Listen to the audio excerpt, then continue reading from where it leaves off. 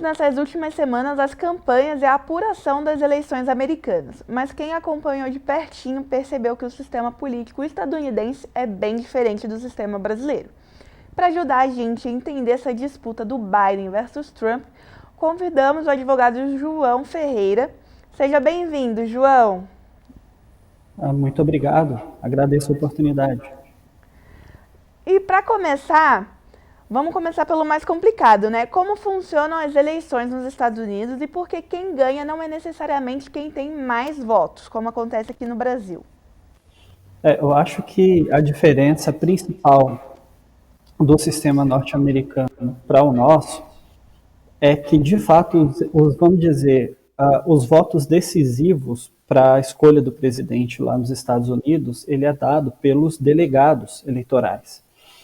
E cada estado, conforme alguns critérios da legislação americana, vai ter um determinado número de delegados. A grosso modo, nós podemos dizer que os estados mais populosos têm mais delegados que os menos populosos. Então, esses estados, eles abrem a votação e salvo engano, é toda terça-feira, depois da primeira semana do mês de novembro. E então, a população vota nos seus candidatos, o voto nos Estados Unidos não, e os delegados, historicamente, seguem o voto da ação que é dado por eles no dia 15 de dezembro. Então, por exemplo, nesse ano nós tivemos aí uma apuração bem apertada, né, da votação dos colégios aí, até que o Joe Biden chegou ao número de 270 delegados. Esses delegados irão confirmar os seus votos no mês de dezembro. E aí sim nós teremos a formalização do vencedor das eleições americanas para a posse em janeiro do ano seguinte. Bom, em segundo o levantamento publicado em 2016 pela Universidade de Gotemburgo, o Brasil tem o maior número de partidos políticos do mundo, que são 33. Já nos Estados Unidos, temos apenas os democratas e os republicanos, correto? Será que quanto maior o número de partidos, maior a probabilidade de representatividade ou isso cai por terra? Eu acredito que um número elevado de partidos políticos não necessariamente representa uma maior representatividade dos eleitores, né? O ponto é que no Brasil os partidos políticos têm um monopólio no processo eleitoral. O candidato é obrigado a se filiar e os eleitores, obviamente, apenas podem escolher um candidato que é filiado. Nos Estados Unidos, por exemplo, eles admitem a candidatura avulsa. O que quer dizer, o candidato não necessariamente precisa ser vinculado a nenhum partido político. Neste ano, nos Estados Unidos, por exemplo, o rapper Kanye West foi candidato e sem filiação, seja ao Partido Republicano ou ao Partido Democrata, né? Eu creio que além da permissão de candidaturas avulsas, a participação da população nas atividades partidárias, em suas deliberações de escolhas de candidatos, e não apenas com a obrigatoriedade do voto, é o que permitiria que a representatividade fosse mais efetiva, né, de modo que os ocupantes de função eletiva reflitam melhor a vontade dos eleitores. Legal. E bom, a gente acabou de passar pelas nossas eleições municipais e as urnas eletrônicas são sempre muito questionadas. Mas nos Estados Unidos os votos são feitos de papel, como você mencionou, e podem ser até enviados pelo correio, o que também foi muito posto em dúvida. Existe algum sistema de votação que seja realmente seguro? Eu acredito que sempre em que houver um processo em que várias pessoas têm que colaborar, ainda que numa cadeia sequenciada de atos, o sistema, se por um lado nós não podemos afirmar que é impossível de ser fraudado, nós podemos afirmar que é extremamente improvável que esse tipo de fraude aconteça. Muito se fala, de fato, a respeito das eletrônicas aqui no Brasil, mas eu acredito que o conhecimento da população a respeito de todo o trabalho feito pela Justiça Eleitoral para que todo o processo ocorra dentro da maior lisura possível, iria ajudar um pouco a reduzir essa desconfiança, vamos colocar assim. As urnas eletrônicas, elas são preparadas pela Justiça Eleitoral no dia das eleições, antes da votação ser aberta. Os mesários imprimem uma filipeta de papel, que é conhecida como zerésima, na qual consta a relação de todos os candidatos cadastrados naquela urna e o número 0, né, indicando que cada um deles tem 0 votos. E ao final da sessão é impressa novamente essa filipeta com a apuração oficial, quer dizer, a urna depois indica o número de votos que cada candidato recebeu naquela urna. A urna não é conectada à internet e existe uma fiscalização intensa não apenas dos servidores, né, da Justiça Eleitoral, como de representantes dos próprios partidos políticos.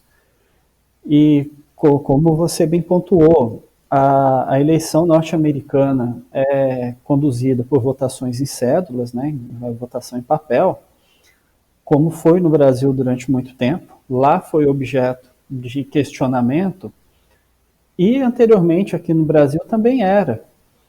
Por exemplo, crimes eleitorais como a rasura de cédulas, por exemplo, determinada apuração, a cédula poderia ser rasurada.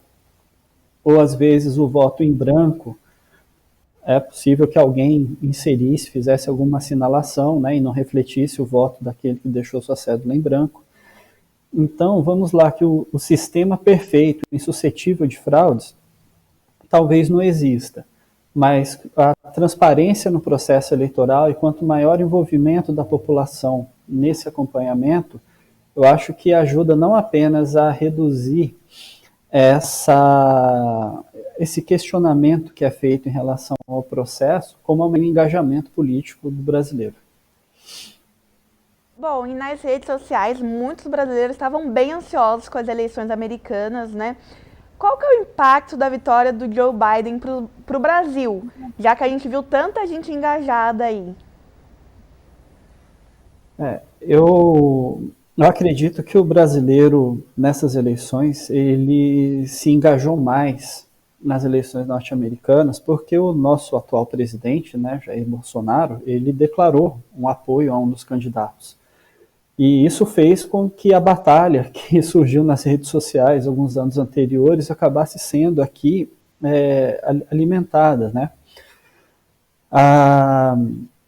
O impacto da vitória do Joe Biden para o Brasil, ele, na minha visão, tem que ser analisada, em primeiro lugar, pela necessidade, né, da presidência da República em superar as diferenças ideológicas e buscar uma relação diplomática que traga para o Brasil bons resultados, né? Seja em questões ambientais, que o Joe Biden já também chegou a se pronunciar durante a campanha, que existia uma preocupação da parte dele sobre o que é feito na Amazônia, né, que vamos reforçar,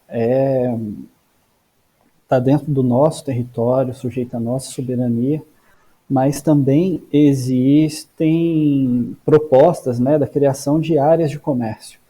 Então eu espero que as relações diplomáticas sejam pautadas pela técnica e que nosso atual presidente da República possa dialogar com o futuro presidente dos Estados Unidos, com o presidente eleito, para que o Brasil possa colher os melhores frutos possíveis com a eleição do Joe Biden.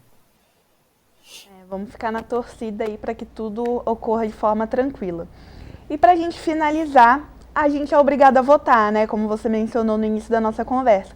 Nos Estados Unidos não existe essa obrigatoriedade. Qual que é o impacto disso no resultado das eleições? Bom, primeiro que a liberdade, né, de comparecimento às urnas é própria de uma democracia.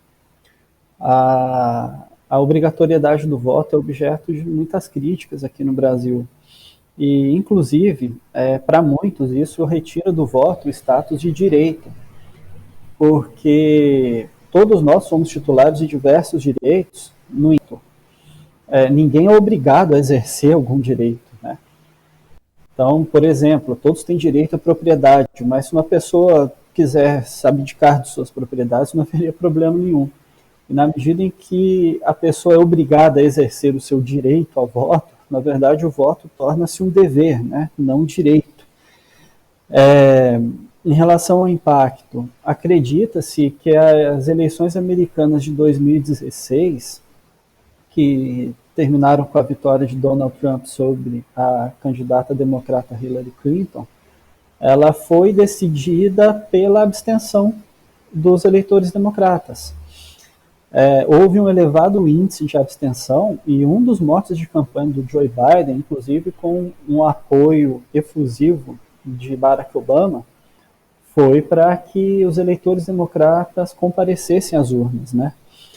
Em democracias, novamente, é comum que o voto seja facultativo, mas nós não podemos nos esquecer de que as pessoas que se desinteressam pela política acabam governadas por aquelas que se interessam.